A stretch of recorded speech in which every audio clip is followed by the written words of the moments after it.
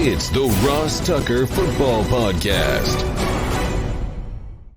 Oh, yeah, it is. But it's not just any Ross Tucker Football Podcast. It is a Wisdom Wednesday, but we're switching things up a little bit this week for various reasons, mainly my travel.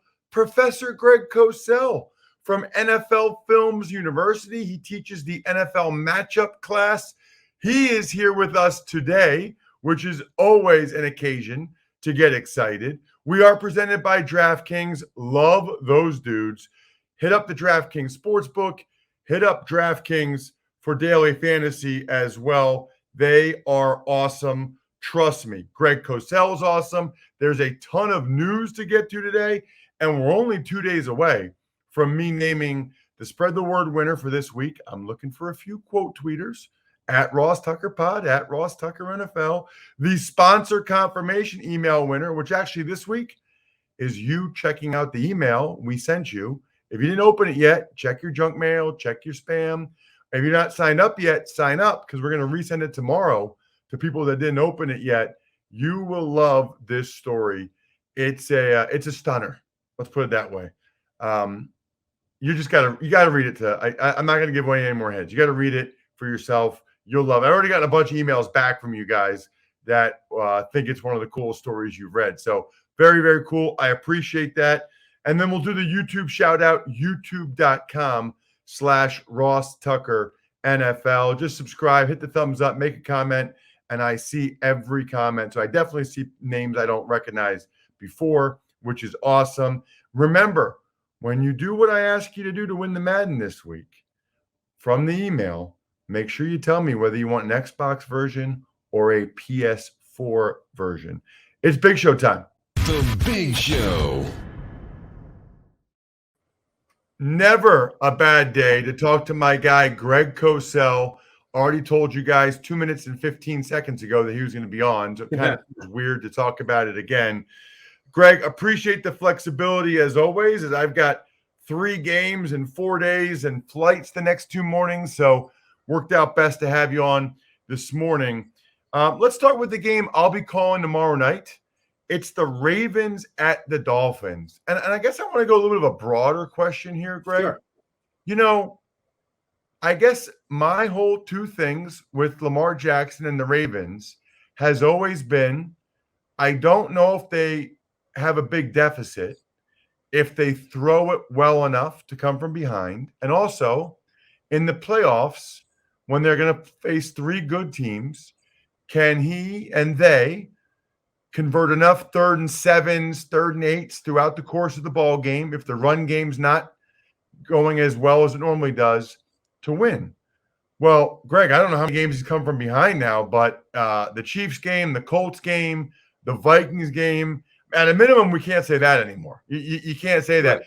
This passing game has taken the next step, and I know there's some people that feel like that they're almost featuring that more.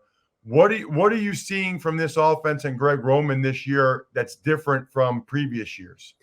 Well, Ross, I think they wanted to take this step a year ago, but COVID prevented them from having a full off season. So this year, I think what they've done, and the tape shows this, is there's a lot of concepts now, pass game concepts, that really present reads and throws for Lamar. And by the way, this is what all coaches do with really good quarterbacks as well. So I don't want people to think I'm saying, oh, well, Lamar has nothing to do with this.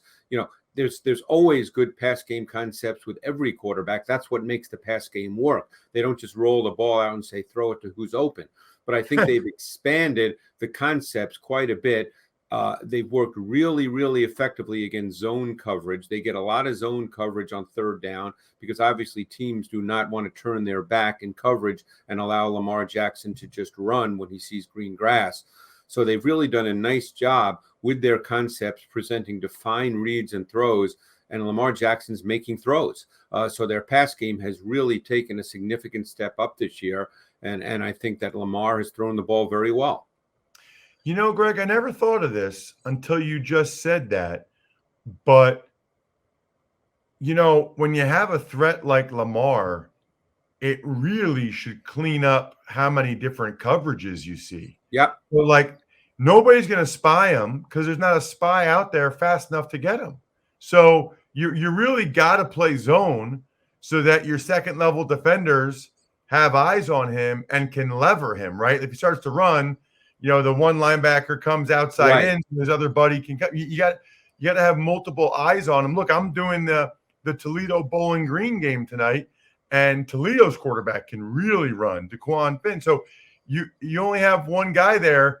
You're in big trouble if that guy doesn't make the tackle. Really big trouble. As you know, Ross, from having played in the league, just about everything that coaches do is based on probability and tendency. That's the way the game is coached. So when it comes to defense, your point is exactly right. If you're playing Lamar Jackson and you get into 2nd and 9, 3rd and 9, those kinds of situations, sure, will a team play man? Of course. They play man on occasion. Everybody does.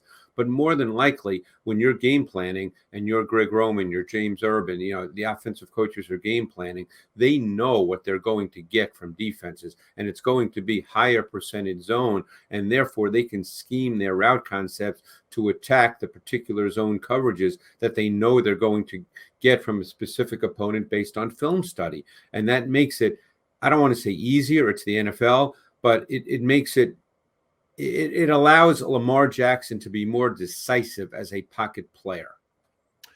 I have to imagine, Greg, just as we're talking through this, they probably get a lot of single high safety on regular down and distance. Probably clears that up a lot too, right?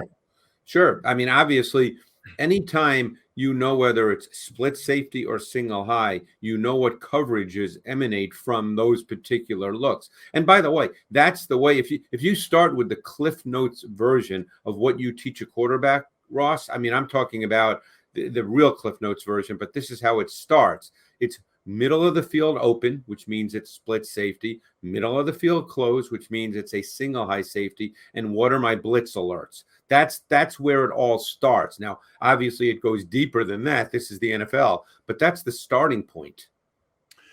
Let's move on to another game I find really interesting on so many levels on Sunday. It's the Saints and the Titans. The Titans are on a roll.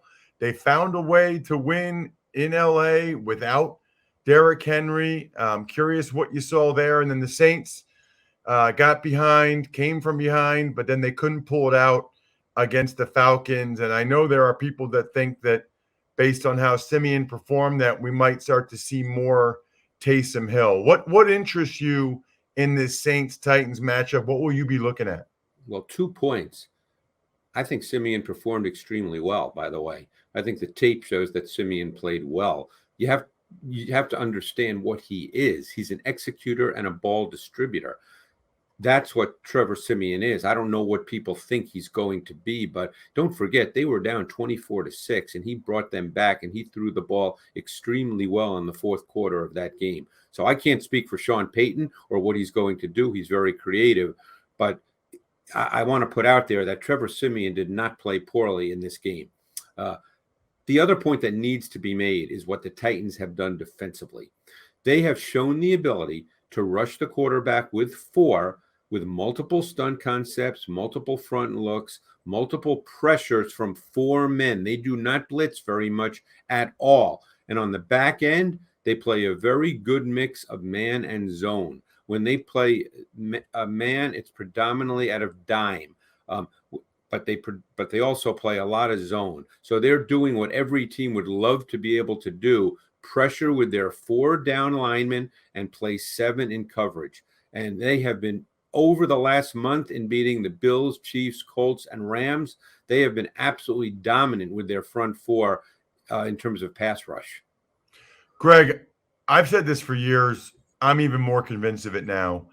After quarterback play, defensive line play is the second most important thing for a team in the NFL. I mean, watching Danico Autry. He's been phenomenal the last month. Yeah, and Jeffrey Simmons the other night tearing up the Rams offensive line. If you can get there consistently with 4, it changes everything. I mean, that's why Stafford was having those crazy interceptions. He doesn't do that when he's got a clean pocket. I'm not going to say he was rattled, but he was affected for sure. As you know, Ross, basically pass coverage, besides, let's not talk about specific coverage, but the starting point is it's a numbers game. You would much prefer to cover with 7 than fewer than 7, because obviously anybody you take out of pass coverage to add to the pressure, you have fewer numbers in coverage, and then that starts to limit your options of what you can do in coverage. So if you have 7 in coverage, every option is on the table from a coverage perspective. And if you can rush with 4, and that allows you to do that, then your defense, your pass defense, is going to be better. Let's talk Jordan Love. I've been dying all week to hear what you thought of Jordan Love. You know, the consensus out there, Greg, is that he was not very good. He was not ready. He looked really bad. What did the tape show you? I don't think the tape showed that, Ross. First of all, people automatically said, oh, he played a bad defense. Well, the Chiefs' defense has not been very good this year in terms of their production, so they've given up yards and points. But they're a difficult defense to play against tactically because they blitz a lot. They play a lot of man coverage. There's a lot of disguise and late movement. So even though they have not had great production and great results, just from a tactical perspective, they are a very difficult defense for a quarterback making his first NFL start to play against. And by the way, through the first half and much into the second half, there was a ton of inside pressure on Love, and it really made him uncomfortable. Now, inside pressure will do that to any quarterback. The O-line and the pass protection in this game was not very good, whether the Chiefs were rushing 4 or whether they blitzed. The Chiefs had 5 snaps of 0 blitz. And by the way, Love knew exactly where to go with the ball on 4 of them. One of them, he was sacked, but they had pass protection issues on all of them. So I thought Love, there were times he played fast. There were times that he was a little unsettled, but I thought he actually settled into the game. And I thought in the second half, he played significantly better. He calmed down. He knew where to go with the ball. Now, the one issue as he goes forward, and he may not play another snap this year, is ball placement. His ball placement will have to become much more consistently precise if he's to become a quality NFL starter. But he did not play poorly. So a couple questions for you. Watching the game, it didn't seem like the Packers had a great plan for the 0 blitz. You know, it almost seemed like they weren't expecting it. I don't know how much of that was LaFleur, how much of that was the O-line, how much of that was Jordan Love, but it just felt like guys were coming free a lot, and he didn't always feel like he had an answer. Well, what he did is he threw the one-on-ones to Davante Adams, and no one would say that's a bad idea. He missed them with throws that were not necessarily accurate. He threw a one-on-one to Cobb late in the fourth quarter. But again, you know how it is with 0 blitz. The idea is if you're going to let someone come clean, it needs to be from the outside. That was not the case at all. People were getting clean from the C gap, the B gap, the A gap in rushing versus 0, and that made it really, really difficult for Jordan Love. He was under immediate duress, and they did not help him with their route concepts. There were a couple of plays where nobody broke anything off. They just ran their routes, but he threw to the right receiver. He knew where to go. He threw to the one-on-one for Davante Adams, but there was way too much pressure on him in this game from the inside, even when it was not blitz. Let's talk a couple other games that I'm intrigued by. Browns and the Patriots, both coming off pretty big wins. The Browns in Cincy, the Patriots over the Panthers after they had beaten the Chargers the week before. What are you going to be looking for in Browns Patriots? Yeah, well, I guess now with the Nick Chubb situation, and we just don't know what that means. And we're speaking on a Wednesday here, Ross, so we just don't know. But I think I'd like to speak about the Browns defense. I think that's been very, very overlooked. They've been a very good defense. They're really good up front. They've got a ton of depth on their defensive line. They move people around. Clowney moves around. You'll see Garrett even move inside at times in their sub fronts. I think that this defense has played extremely well, and it's been overlooked. It won't be overlooked by Bill Belichick and the Patriots. So the question is, how do the Patriots attack? I know there's issues midweek here as we speak with Damian Harris or Ramondre Stevenson, whether they will be able to go this week. That leaves Brandon Bolden. I think the Patriots want to run the ball. Their run game's pretty multiple. I think they'd like to play in games where Mac Jones does not have to drop back 35 times. So I think this is a really intriguing matchup on that side of the ball. Yeah, I mean, they both really want to run it if they can. These teams actually remind me of each other a little bit. And it's their schemed run games. It's not, look, even when Nick Chubb's healthy, rarely do you see him with 24, 25 carries. They're not a team built like, let's say, the Titans when they had Derrick Henry, where it's, hey, let's give it to Derrick Henry 28 times. Both of these teams are schemed run games that do not necessarily depend on one back to be the feature guy. What about Greg, Eagles and Broncos? Broncos got a huge win against the Cowboys. That was a little bit of a stunner. And the Eagles, I don't know, just watching the TV copy, felt like that second half might have been one of Jalen Hurts' best halves of football. Yeah, I thought that the Eagles offense for the first time this year really had a timing and a rhythm to it. They played under center. There was a play action pass game, because a play action pass game under center does so much more for you in terms of impacting the defense. Both the first level defenders, by the way, no one thinks about that, but the first level defenders are impacted quite a bit when the quarterback is under center in play action, particularly if there's an outside zone look, because they move laterally and not vertically, so they're not rushing the quarterback. Most people just think of second level defenders being impacted by the play action pass game. So I thought the Eagles offense had a much better sense of rhythm and timing to it. It also defines throws for Jalen Hurts, and that's what it saw. Now he's playing against the Broncos defense led by Vic Fangio. That is very difficult to play against because they show a lot of secondary looks, a lot of two-shell looks that don't become two-shell looks once the ball is snapped. So you start getting into longer yardage situations, and Jalen Hurts will see some things that he may have to decipher when he's back in the pocket, which could well lead to him running more. And therefore, Vic Fangio will have to have a plan for that. That's interesting. Anything else on the Broncos side, Greg? It's funny.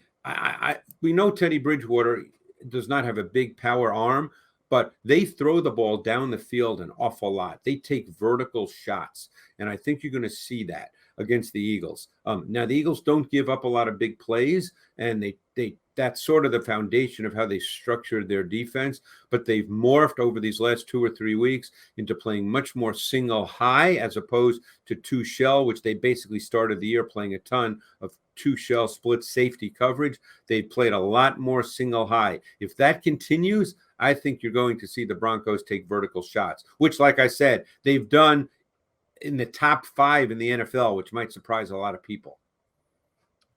That does surprise me. Lastly, we kind of talked about the Rams already, but Rams-Niners, huge game, especially for the Niners. Any thoughts on that one? Yeah, I would expect the Rams to bounce back. They did not have a good offensive performance.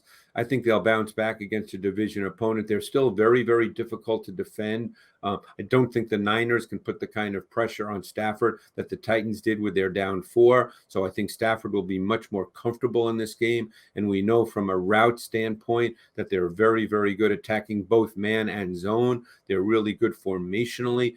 Condensed formations make it difficult, particularly if you want to play man. They're very good out of empty. Now, they struggled this past week, but they struggled in every aspect of their passing game this past week. I would view that game, I don't want to say it's an aberration because it's on tape and teams can see what the Titans did. I just don't know how many teams can execute like the Titans did with just a front 4 rush that can dominate. Check him out on social media like I do, at Greg Cosell. That way you know everything that Greg is up to always. Appreciate you coming on a day early, Greg. This is fantastic. I got a ton of notes, as always. So everybody needs to follow at Ross Tuck Pod on Twitter and Instagram to see some of the highlights and see what Greg looks like with his Super Bowl hoodie. Looks awesome. Thank you, Greg. Thanks, Ross.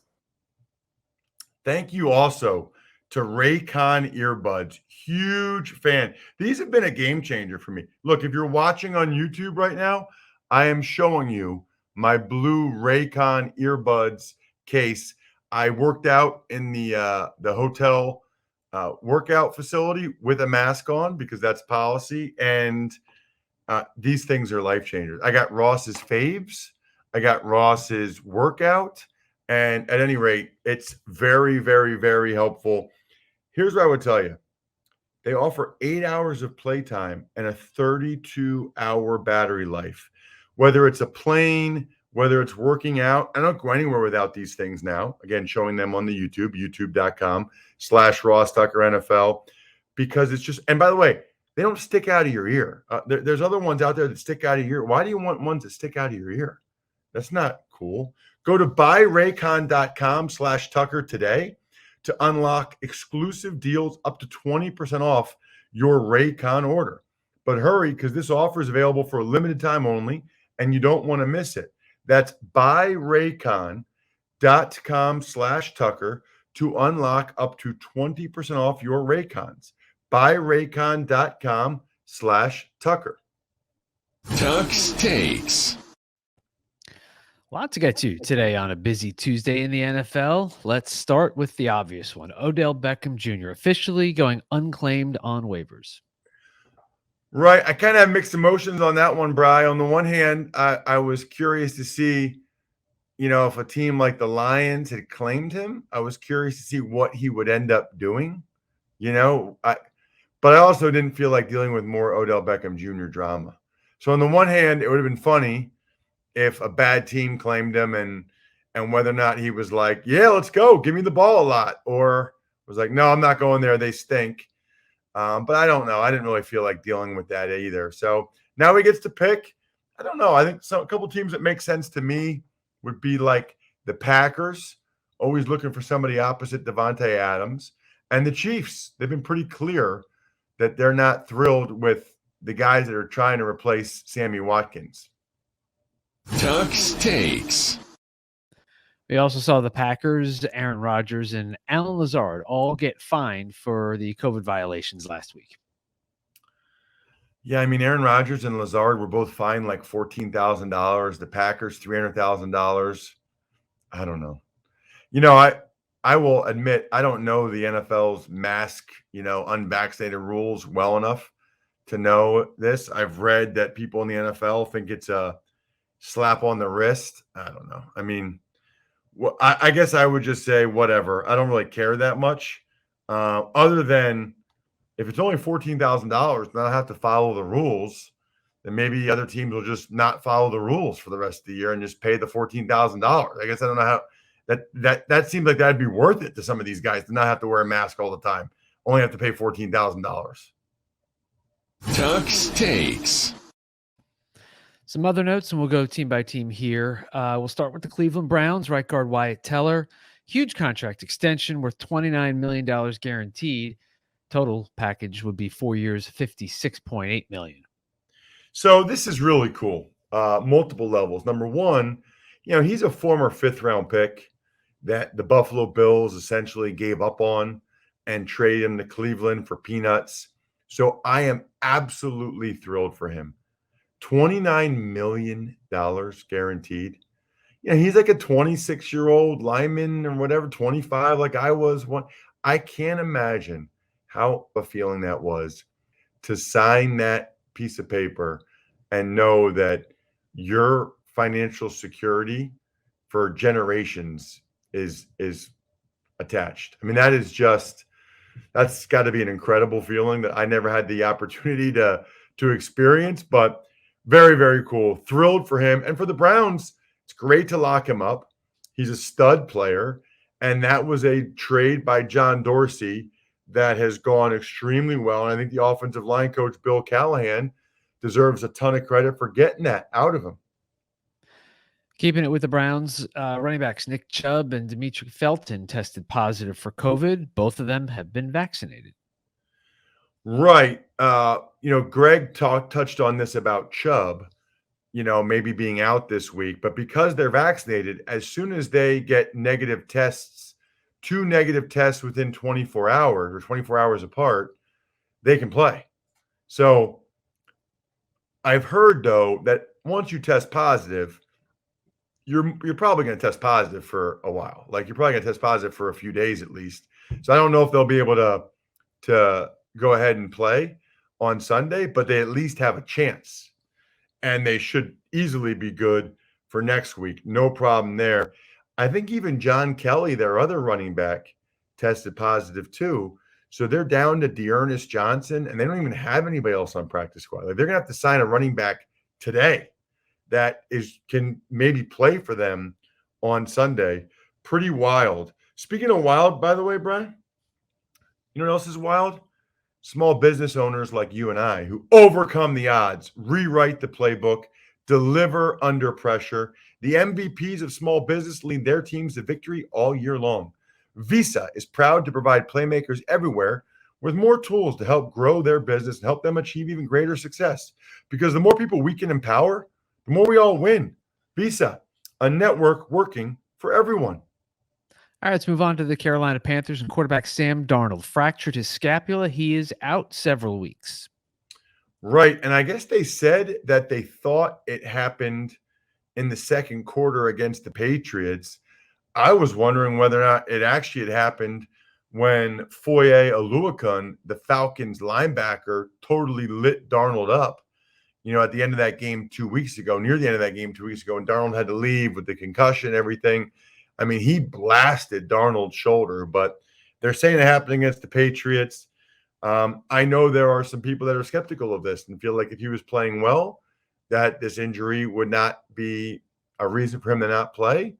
But I don't think that's the case. I'm sure they found something on there, but he was able to finish the last game. So whatever it is, he was able to play through it.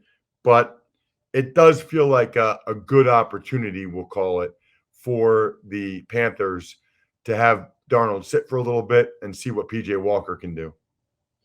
On to the Tennessee Titans, who grant wide receiver Josh Reynolds his release.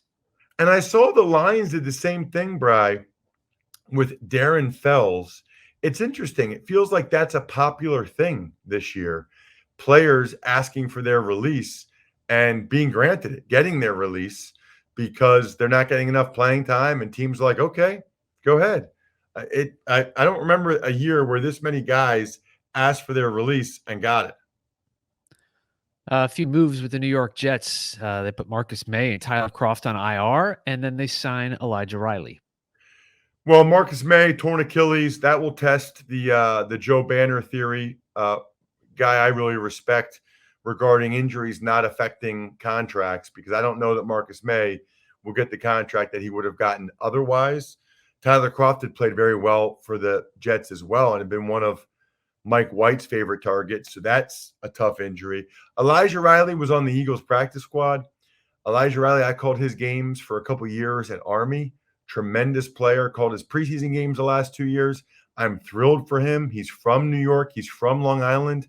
Probably grew up a Jets fan. Now he's on the active roster. He'll probably play special teams, have a chance to play on defense. Very, very happy for that young man. Well, back to the Panthers. They signed Matt Barkley off the Titans practice squad. Kind of would have made sense to have that one next to the Darnold one, huh? That's on me, Bri. That's on me, not on you. Just so everybody knows, I'm the one that kind of formats the show, writes the script, whatever you want to call it. That one is on me. As for Matt Barkley, yeah, the Panthers needed to get a new quarterback. And Bri, hold on 1 second.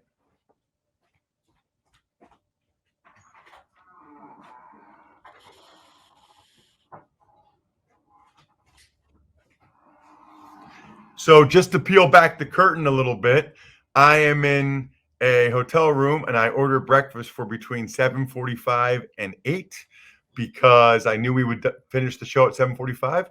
It's 7:45 and they are here right now. I'm going to sign this. Thank you very much, sir. Appreciate it.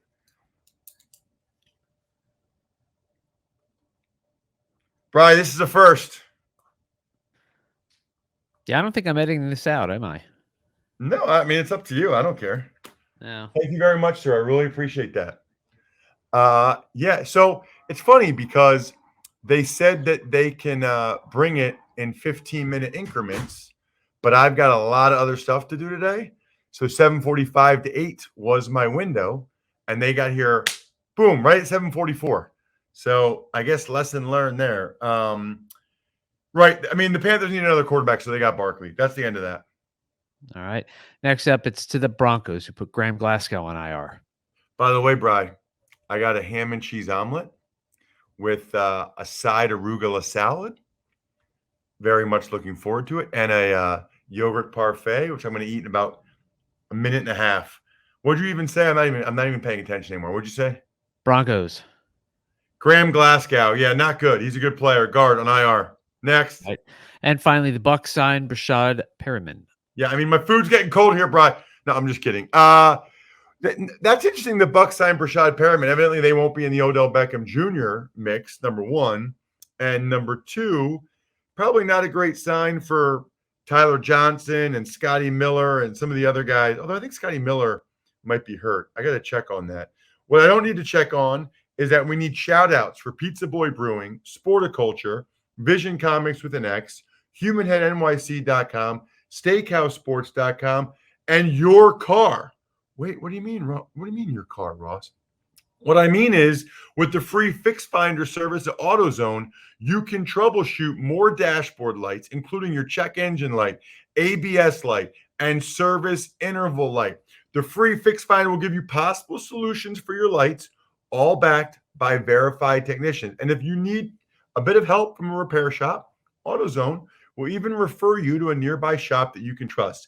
It's the most complete free warning light report backed by technician verified fixes, and you can only find it at AutoZone. So next time your dashboard lights pay you a visit, just get in the zone. AutoZone. See you, Bri. Time for me to get in the omelet zone. I think we're done here.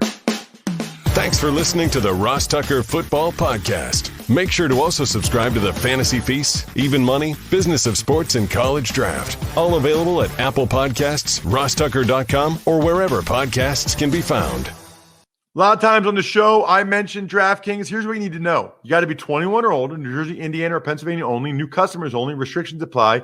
See DraftKings.com/sportsbook for details. Gambling problem, call 1-800-GAMBLER, or in Indiana, 1-800-9-WITH-IT. By the way, if what I was talking about included a deposit bonus, doesn't always, sometimes it does. Deposit bonus requires 25 times playthrough, and deposit bonuses are paid out in site credit.